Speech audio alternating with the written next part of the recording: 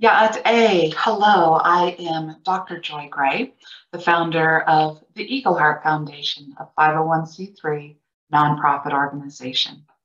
Our mission is to keep the ancestors alive through cultural awareness and direct support to give voice to our collective soul with a vision of the integration of past wisdom with present knowledge to create a future of both heart and mind. This is our official statement from the Eagle Heart Foundation on the issues of residential and boarding schools. On September 30th, 2021, the Prime Minister of Canada observed the first National Day for Truth and Reconciliation, a day to reflect on the tragedies of the residential schools. We applaud this observation and we see it as a positive step towards facing the horrors of the past and honoring the Indigenous students who were both victims as well as survivors of the residential school system. The Eagle Heart Foundation recognizes families and communities impacted by the residential schools, as well as the efforts to acknowledge this and to create a path of reconciliation. I experienced firsthand the devastation of the dominant culture's attempts to stifle my personal identity.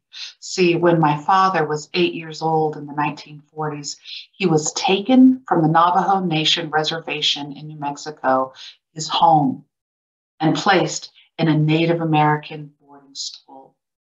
This was an educational initiative of the United States government to assimilate Indigenous youth into American culture. This abrupt action caused a breakdown in my father's family unit. See, my dad was forced to cut his traditional hair, dress like a civilized American, and not allowed to speak Navajo, the only language that he knew. He was 8 years old. In my opinion, he was institutionalized and brainwashed by a foreign culture. He carried these value systems into adulthood, and in suit, it caused him to be ashamed of his roots. So he did not share with me the traditional Navajo ways from my bloodline. I didn't get to learn about them from my own dad. Hence, we call on the federal, state, and tribal leaders to work with researchers in local history and forensics to help find and tell the truth.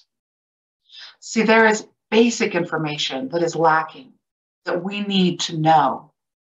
One academic research says that there could be as many as 40,000 children that may have died in or because of the poor care of US-run schools, but the federal government does not know or is unwilling to say how many children even attended these schools, how many died in or were mistreated from these schools. We don't even know how many schools existed. So we see this as a starting point that is needed. A North American database of Native American boarding and residential schools and missing children.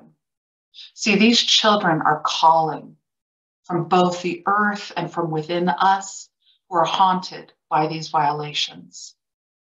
If we can come together with an open heart to find ways of telling what really happened, this would start some healing.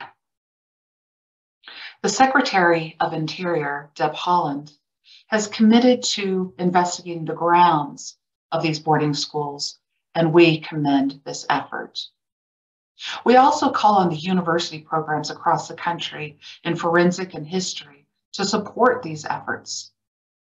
Additionally, to collaborate and learn from the authors and the recommendations of the Truth Reconciliation Report written by the Indigenous leaders in Canada.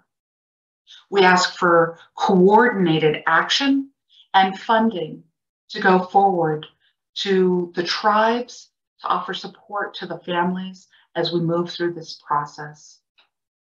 See, as an adult, I began to explore traditional Navajo teachings on my own, and I continue to learn about traditional Navajo teachings. And in such, I have developed a very deep compassion for others who have been stripped of their culture and whose voices have been silenced. The Eagle Heart Foundation was born as an outlet for marginalized communities to raise their voices and carry on their cultural stories. I believe that these same issues lie beneath all of the residential and boarding schools. So let's work together to honor the truth about our history and to give voice to all of us. Thank you for listening.